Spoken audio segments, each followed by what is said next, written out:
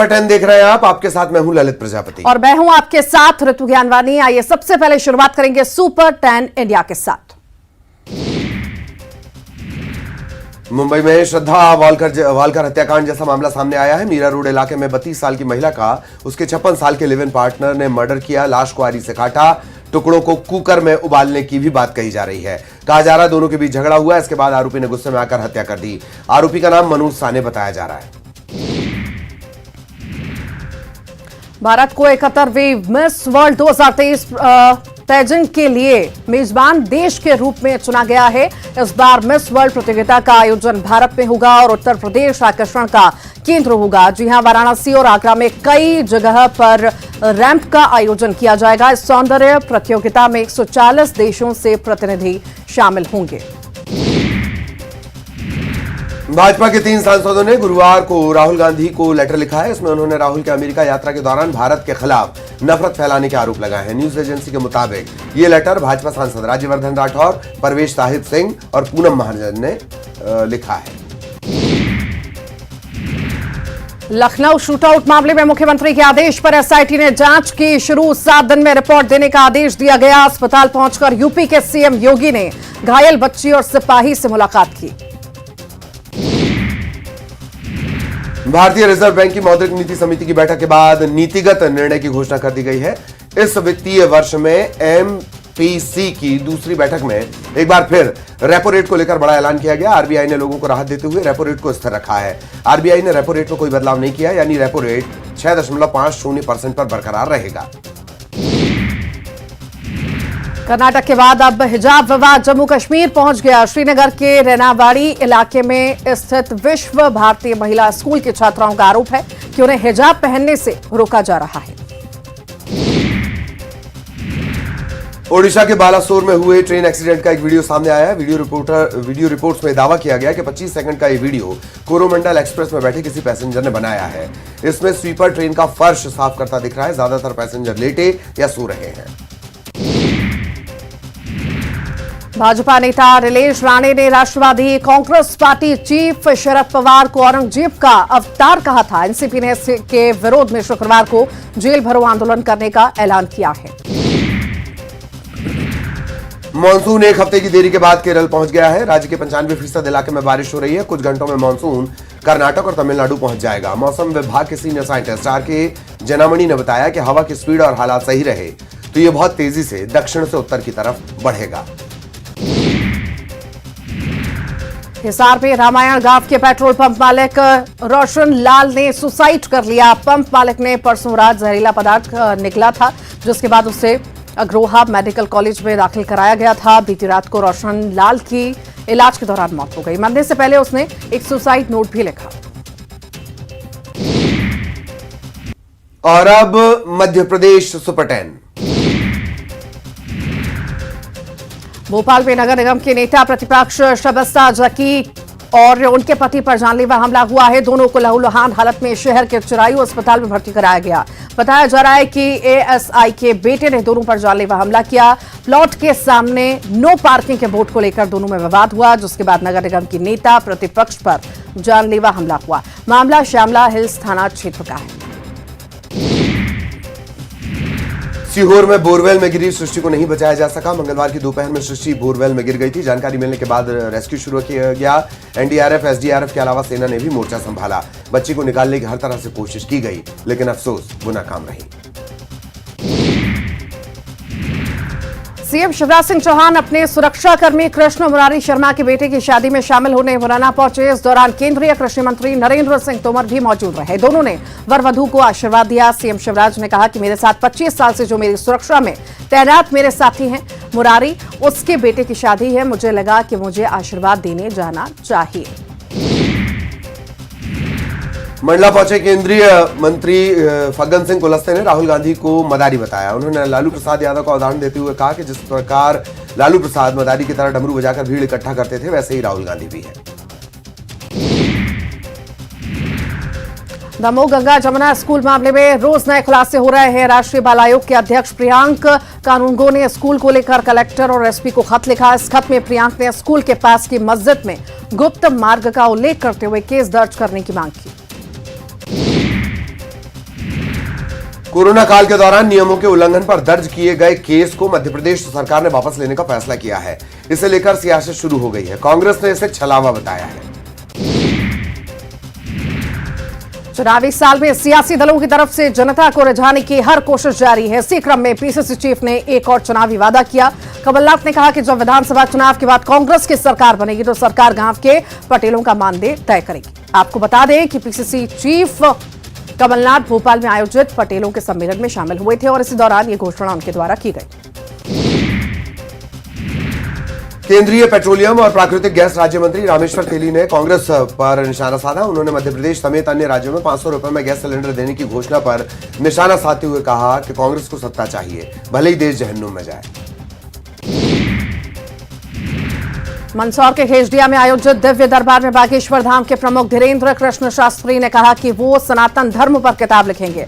धीरेन्द्र शास्त्री ने कहा कि द केरला स्टोरी फिल्म में पूछा गया था कि सनातन धर्म क्या है, बच्चों को पता नहीं है, उसी को लेकर मैं सनातन धर्म पर छोटी किताब लिख रहा हूं। उसे भारत के सभी स्कूलों में भेजा जाएगा। एमपी के किसानों के लिए अच्छी खबर। हरदा पहुंचे कृषि मंत्री कमल पटेल ने बताया कि 12 जून से प्रदेश के 31 जिलों में मूंग उड़द के समर्थन मूल्य की खरीदी शुरू होगी। 7,755 रुपए क्विंटल के भाव से प्रति हेक्टेयर 15 क्विंटल 90 किलो मूंग खरीदी जाएगी। कृषि मंत्री कमल पटेल ने पूर्व सीएम कमलनाथ को ठगनाथ और झूठनाथ कहा। हबीबगंज पुलिस थाने का नाम बदल गया है। अब हबीबगंज थाना रानी कमलापति के नाम से जाना जाएगा। इसको लेकर सरकार ने नोटिफिकेशन जारी कर दिया है। और अब छत्तीसगढ़ सुपर 10। विधानसभा चुनाव को लेकर कांग्रेस लगातार कार्यकर्ताओं में जोश और उत्साह भर रही है। बस्तर और बिलासपुर के बाद दुर्ग संभाग में कांग्रेस ने सम्मेलन किया और पार्टी कार्यकर्ताओं को रिचार्ज किया। संभागीय सम्मेलन को सीएम भूपेश बघेल, प्रदेश प्रभारी कुमारी शैलजा, पीसीसी अध्यक्ष मोहन मरकाम, विधानसभा अध्यक्ष चरण दास महंत ने कार्यकर्ताओं और पदाधिकारियों को संबोधित किया। चुनाव के लिए कार्यकर्ताओं को टिप्स भी दिए। छत्तीसगढ़ कांग्रेस प्रभारी कुमारी शैलजा ने मंत्रियों से रिपोर्ट कार्ड मांगा है। मंत्रियों ने 4.5 साल के कामकाज पर उनसे रिपोर्ट मांगी गई है। इसके अलावा विकास और कामकाज को लेकर रिपोर्ट देने के लिए कहा गया है। मोदी सरकार के 9 साल पूरे होने पर राजनांदगांव में कार्यक्रम का आयोजन किया गया, जिसमें सूबे के पूर्व मुख्यमंत्री रमन सिंह शामिल हुए। इस मौके पर रमन सिंह ने केंद्र की मोदी सरकार की 9 साल की उपलब्धियां गिनाई, तो वहीं प्रदेश की कांग्रेस को कई मुद्दों को लेकर घेरा। पूर्व मुख्यमंत्री ने कहा कि प्रदेश में बस्तर से लेकर सरगुजा तक सरकार के संरक्षण में धर्मांतरण करवाया जा रहा है। विधानसभा चुनाव को लेकर केंद्रीय चुनाव आयोग ने भी तैयारी शुरू कर दी है। केंद्रीय चुनाव आयोग की टीम 2 दिनों के रायपुर दौरे पर है। रायपुर के सर्किट हाउस में प्रदेश भर के कलेक्टर, एसपी के साथ चुनाव आयोग की टीम बैठक कर रही है। साल के आखिर में चुनाव होने हैं। राज्य मुख्य निर्वाचन पदाधिकारी ने बताया कि चुनाव की तैयारियों को लेकर 2 दिनों तक बैठक चलेगी। आईआईटी भिलाई का प्रधानमंत्री नरेंद्र मोदी जल्द ही लोकार्पण करेंगे। इसके लिए आईआईटी परिसर में युद्ध स्तर पर तैयारियां की जा रही हैं। पीएम मोदी अगस्त के पहले सप्ताह में भिलाई आ सकते हैं। जल्द ही पीएमओ से प्रधानमंत्री के कार्यक्रम की सूचना भेजी जाएगी। वहीं 30 जुलाई तक भिलाई आईआईटी कैंपस से पढ़ाई शुरू हो जाएगी। 15 मई से छत्तीसगढ़ के पटवारी अनिश्चितकालीन हड़ताल पर है। पटवारियों के हड़ताल के चलते राजस्व से जुड़े काम ठप हैं। राजस्व विभाग के अति आवश्यक कार्यों में बाधा को देखते हुए राज्य सरकार ने हड़ताल पर एस्मा लगाया है। राज्य सरकार के गृह विभाग ने अधिसूचना जारी कर दी है। चरबेरी नगर निगम में इन दिनों डायरिया और टाइफाइड का प्रकोप फैला हुआ है। पिछले 1 महीने से पीएचई विभाग की ओर से गंदे पानी की सप्लाई की जा रही है, जिसको पीने से लोग बीमार हो रहे हैं, जिसको लेकर एससीसीएल और निगम के वार्ड के लोगों में आक्रोश है। रोजाना अस्पताल में 10 से अधिक मरीज पहुंच रहे हैं, जबकि शहर में स्वच्छ पानी उपलब्ध कराने के लिए 48 करोड़ रुपए खर्च किए जा चुके हैं। केंद्रीय मंत्रिमंडल ने धान का समर्थन मूल्य यानी एमएसपी बढ़ा दिया है। अब धान के सामान्य ग्रेड का एमएसपी 7% बढ़ाकर 2,183 रुपए प्रति क्विंटल कर दिया गया है। एमएसपी बढ़ाने पर गरियाबंद में किसानों की मिलीजुली प्रतिक्रिया देखने को मिली। किसानों का कहना है कि चुनावी साल में उन्होंने ज्यादा की उम्मीद की थी। कोरबा शहर में दिनों दिन बढ़ते वाहनों के दबाव और अतिक्रमण की समस्या गंभीर होती जा रही है। पिछले 22 सालों में शहर में पंजीकृत वाहनों की संख्या 20,000 से बढ़कर 3 लाख को पार कर चुकी है। शहर में नए नए व्यावसायिक प्रतिष्ठान खुल रहे हैं, जिसकी वजह से पार्किंग की समस्या लगातार बढ़ रही है। वाहनों को सड़कों पर पार्क किए जाने की वजह से शहर में चारों तरफ जाम की स्थिति है। कवर्धा में पुलिस ने ठगी के आरोपी युवक को गिरफ्तार किया है। युवक ने अपने दोस्त के साथ 2,40,000 रुपए ठगने का आरोप इस पर है। पुलिस ने आरोपी युवक को गिरफ्तार कर लिया है। पांडातराई थाना इलाके के रहने वाले सोनू निषाद ने पुलिस से शिकायत की थी कि उसके दोस्त दीपक गंधर्व ने किसी बहाने से वो उसका फोन ले लिया करता था और मौका पाकर फोन पे ऐप के जरिए अपने खाते में पैसे ट्रांसफर कर लेता था। और आइए अब देखेंगे इंटरनेशनल सुपर 10। अफगानिस्तान के बदख्शन राज्य की राजधानी फैजाबाद में गुरुवार को एक फिदायीन हमले में 16 लोगों की जान चली गई। हमला तब हुआ जब लोग यहां पर डिप्टी गवर्नर को सुपुर्द खाक करने के लिए जुटे हुए थे। लोकल हॉस्पिटल के इंचार्ज ने कहा कि अब तक 16 डेड बॉडीज वो रिसीव कर चुके हैं। मरने वालों का आंकड़ा बढ़ सकता है। कनाडा की बॉर्डर सर्विस एजेंसी सीबीएसए ने 700 भारतीय स्टूडेंट्स के लिए डिपोर्टेशन यानी देश से निकाले जाने का लेटर जारी कर दिया है। सीबीएसई के मुताबिक इन स्टूडेंट्स के पास जाली एडमिशन लेटर्स हैं, जिसके जरिए इन्होंने कई यूनिवर्सिटी में एडमिशन लिया। कनाडा में पीएम जस्टिन ट्रूडो की सरकार ने छात्रों को वापस भारत भेजने का फैसला किया है। विदेश मंत्री एस जयशंकर ने कनाडा में इंदिरा गांधी के हत्याकांड पर निकाली गई खालिस्तानियों की झांकी पर ऐतराज जताया। जयशंकर ने कहा कि ये दोनों देशों के रिश्तों के लिए सही नहीं है। हमें समझ नहीं आ रहा है कि वहां ऐसा क्यों होने दिया जा रहा है। फ्रांस के स्मॉल टाउन एनसी में गुरुवार को सीरियाई रिफ्यूजी ने बच्चों पर चाकू से हमला किया। 3 से 5 साल की उम्र वाले कुल 6 बच्चे घायल हुए। 3 साल के बच्चे की हालत गंभीर बताई जा रही है। कनाडा के जंगलों में अब तक की सबसे भयानक आग लगी हुई है। इसका असर 10 प्रांतों और शहरों में देखा गया। बताया जा रहा है कि अब तक करीब 33,000 स्क्वायर किलोमीटर का इलाका जल चुका है। कनाडा के जंगलों में लगी आग का धुआं अमेरिका तक पहुंच चुका है। इसकी वजह से अमेरिका के ईस्ट कोस्ट पर सभी स्कूल ने स्टूडेंट्स के बाहर निकलने पर रोक लगा दी है। यहां आसमान में पीले रंग की धुंध छाई हुई है। धुएं की वजह से न्यूयॉर्क सहित अमेरिका के कई राज्यों में प्रदूषण को लेकर अलर्ट जारी किया गया है। ये आग कनाडा के जंगलों में अब तक की सबसे भयानक आग बताई जा रही है। सभी 10 प्रांतों और शहरों में इसका असर दिख रहा है। अधिकारियों के मुताबिक अगस्त तक स्थिति और ज्यादा खराब हो सकती है। तकरीबन 38,000 स्क्वायर किलोमीटर का इलाका जल चुका है। ये पिछले 10 साल के औसत से 13 गुना ज्यादा और बेल्जियम के कुल क्षेत्रफल से भी बड़ा है। इमरान खान की पार्टी पाकिस्तान तहरीक इंसाफ के कुछ नेताओं ने वाशिंगटन में अमेरिकी सांसदों से मुलाकात की। नेताओं की मांग है कि बाइडेन एडमिनिस्ट्रेशन पाकिस्तान को दी जाने वाली फौजी मदद बंद करे, क्योंकि वहां लोगों के बुनियादी हक छीने जा रहे हैं। चीन ने ताइवान में एक बार फिर घुसपैठ की है। चीन के 37 वॉरप्लेन गुरुवार को 6 घंटे के अंदर ताइवान के डिफेंस जोन में घुस गए। इनमें परमाणु क्षमता वाले H-6 बॉम्बर्स के साथ साथ J-11 और J-16 फाइटर जेट्स भी शामिल हैं। यूक्रेन का काकोवा बांध टूटने से खरसोन में 30 से ज्यादा गांव और कस्बे बाढ़ की चपेट में हैं। इनमें 20 यूक्रेन और 10 रूसी सेना के कब्जे में हैं। 2000 घर पूरी तरह से पानी में समा चुके हैं, तो वहीं 40,000 लोगों की जिंदगी खतरे में है। और अब स्पोर्ट्स सुपर 10।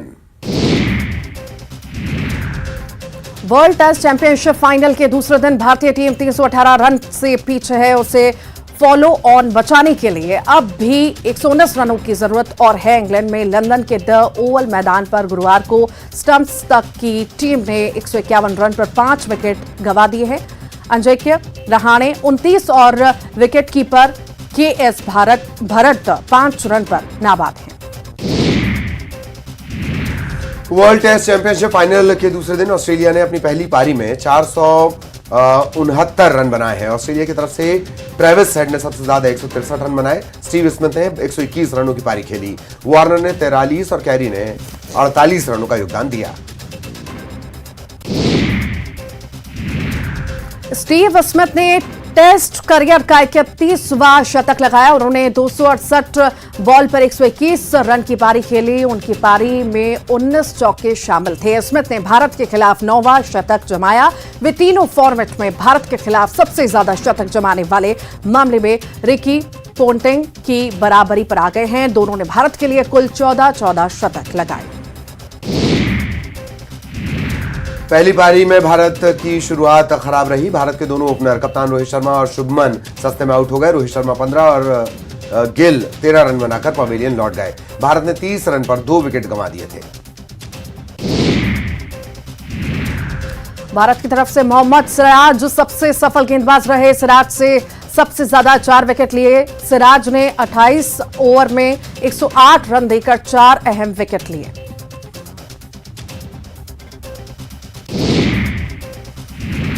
भारतीय hockey team junior women's Asia cup के सेमीफाइनल में पहुंच गई है। भारतीय लड़कियों ने लीग के चौथे मुकाबले में चीनी ताइपे को 11-0 के बड़े अंतर से हराया। भारत पूरे मैच में चीनी ताइपे पर हावी रहा।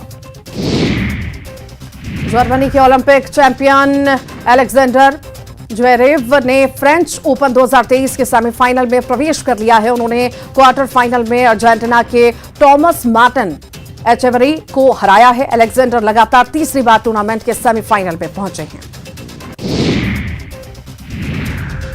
लियोनेल मेसी अमेरिका की football league major league soccer की टीम इंटर मियामी में शामिल हो गए हैं। मेसी ने खुद इसकी पुष्टि की है। मेसी का अनुबंध फ्रांस के क्लब पेरिस सेंट जर्मन के साथ 30 जून को खत्म हो जाएगा। पिछले काफी समय से मेसी और पीएसजी क्लब के बीच अनबन की खबरें भी सामने आ रही थी। कुछ दिन पहले ही मेसी के सऊदी अरब की यात्रा करने पर क्लब ने उन पर 2 हफ्ते का बैन लगा दिया था। बाद में मेसी ने क्लब से माफी मांगी थी।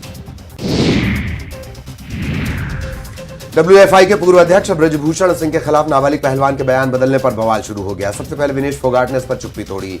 विनेश ने कहा, डर और भय के माहौल में क्या बेटियों को इंसाफ मिल पाएगा। ये बेटियां एक एक करके हिम्मत न हार जाएं। इंसाफ की इस लड़ाई में हो रही देरी के कारण परमात्मा सबको हिम्मत दे। और आइए बारी है बॉलीवुड सुपर 10 की। मिस वर्ल्ड 2023 इस बार भारत में होगा। ये जानकारी मिस वर्ल्ड ऑर्गेनाइजेशन ने दी है। प्रतियोगिता में 130 देशों की सुंदरियां भाग लेंगी। 1 महीने तक चलने वाली इस प्रतियोगिता का फाइनल राउंड नवंबर-दिसंबर में होगा। ये दूसरा मौका है जब भारत को मिस वर्ल्ड प्रतियोगिता की मेजबानी मिली है। पहली बार 1996 में भारत में इस प्रतियोगिता का आयोजन हुआ था। मिस वर्ल्ड 2023 प्रतियोगिता में नंदिनी गुप्ता भारत की तरफ से भाग लेगी। वे 19 साल की हैं और राजस्थान के कोटा की रहने वाली हैं। इस साल मिस इंडिया कॉन्टेस्ट में उनके सिर ताज सजा था। नंदिनी अभी मुंबई के कॉलेज से बिजनेस मैनेजमेंट की पढ़ाई कर रही हैं। वे 2nd ईयर में हैं। भारत की 6 सुंदरियां मिस वर्ल्ड का ताज जीत चुकी हैं। पहली बार 1996 में रीता फारिया ने मिस वर्ल्ड का ताज जीता। उसके बाद ऐश्वर्या राय, डायना हेडन, युक्ता मुखी, प्रियंका चोपड़ा, मानुषी छिल्लर ने मिस वर्ल्ड का खिताब अपने नाम किया। बॉलीवुड एक्टर संजय कपूर की बेटी शनाया कपूर जल्द ही बॉलीवुड डेब्यू करने वाली हैं। इसी बीच शनाया का एक डांस वीडियो सोशल मीडिया पर सामने आया जिसमें वो बेहतरीन डांस मूव्स करती हुई नजर आ रही हैं। संजय कपूर और महीप कपूर की बेटी शनाया करण जौहर की अपकमिंग फिल्म बेधड़क से डेब्यू करने वाली हैं। इस फिल्म का पहला लुक भी रिलीज किया जा चुका है। हालांकि अब तक फिल्म की रिलीज डेट सामने नहीं आई है। फिल्म आदिपुरुष की रिलीज से पहले डायरेक्टर ओम राउत और एक्ट्रेस कृति सेनन विवाद में फंस गए हैं। मंगलवार को तिरुपति में फिल्म का फाइनल ट्रेलर जारी हुआ। इसके बाद कृति और राउत वेंकटेश्वर मंदिर गए थे। यहां राउत ने कृति को गाल पर कस करके उन्हें गले लगाया। धर्मगुरुओं ने इसे रामायण और माता सीता का अपमान बताया। और इसी के साथ इस बुलेटिन में इतना ही। नमस्कार।